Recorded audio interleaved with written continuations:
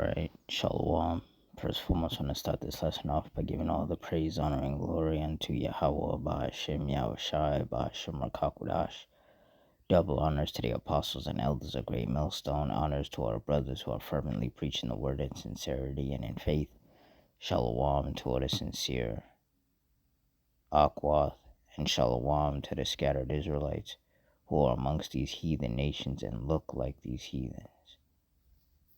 Now, this lesson is going to be based on, these earthquakes that the Lord has been sending.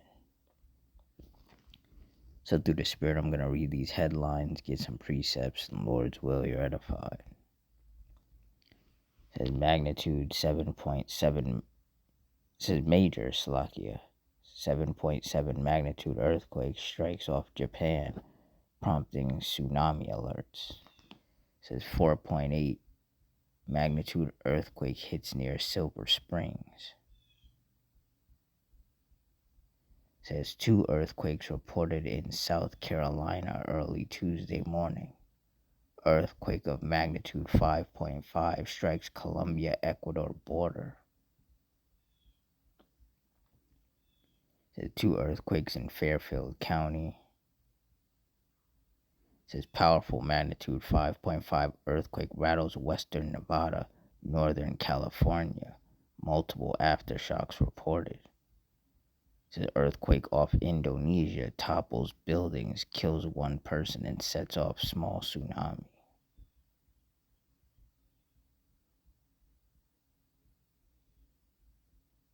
Says 3.2 magnitude earthquake hits near Richfield.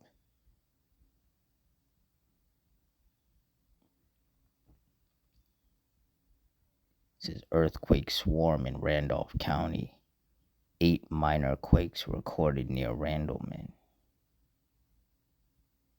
Yeah, so the Lord is clearly visiting with these earthquakes. Isaiah 29:6. Thou shalt be visited of the Lord Yahweh of hosts with thunder and with earthquake and great noise, with storm and tempest and the flame of devouring fire. And clearly, the Lord is visiting with earthquakes. That's why there's earthquakes happening in diverse places. Matthew 24:7. For nation shall rise against nation, and kingdom against kingdom, and there shall be famines and pestilences and earthquakes in diverse places. And when you look up the definition of diverse, it means many or multiple. And just from those few headlines that I read, you can see that earthquakes are and have been happening in many and in multiple places.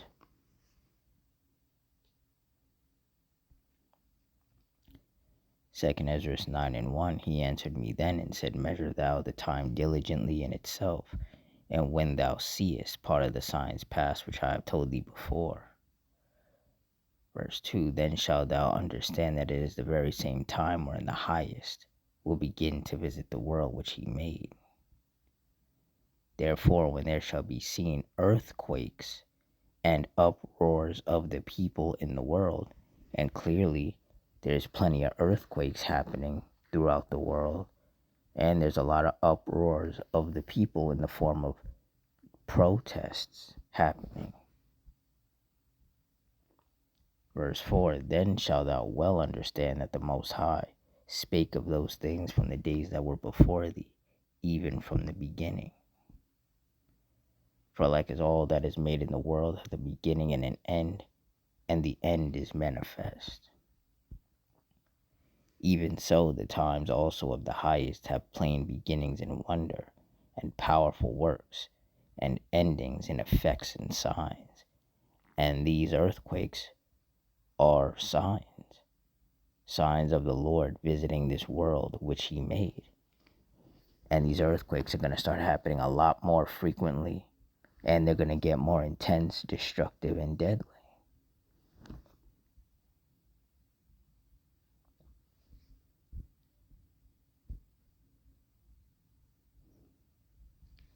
And that's just a sign of the times.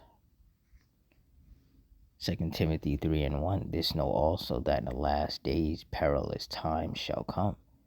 And that's right, times full of danger and risk, hazardous, unsafe, dangerous times. And not only because of the earthquakes, but because of the fires, the storms and tempests, the violence, the shootings, the stabbings, the riots, the wars, the famines, the pestilences, the economic collapse. There's a lot of reasons why these are the last days. And for those of us of the hopeful elect who have been blessed with the wisdom, knowledge, and understanding of these scriptures, we know that, we need to stay prayed up because things are only going to get worse. And we know that we need the Lord's hedge of protection over us if we have any hope of enduring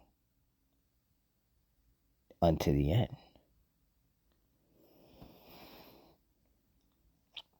Meanwhile, all these simple-minded people out here, they're just going to continue to trust in Esau to protect them and keep them safe. And that's going to fail.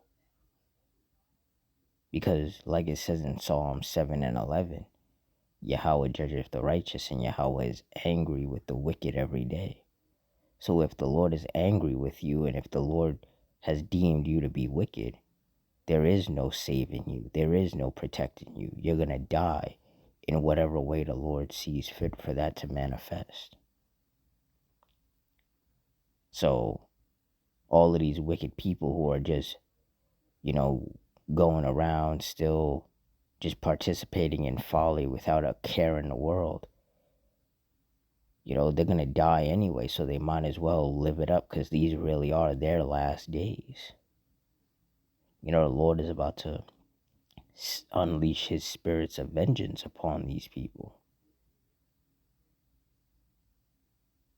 So, when you see people out here partying and all of that, you can't even be mad at them because they're not going to be around for much longer to do that.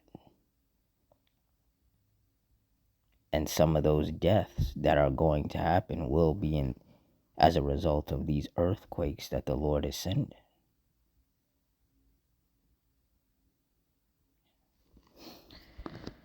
So with that, I'm going to wrap it up here.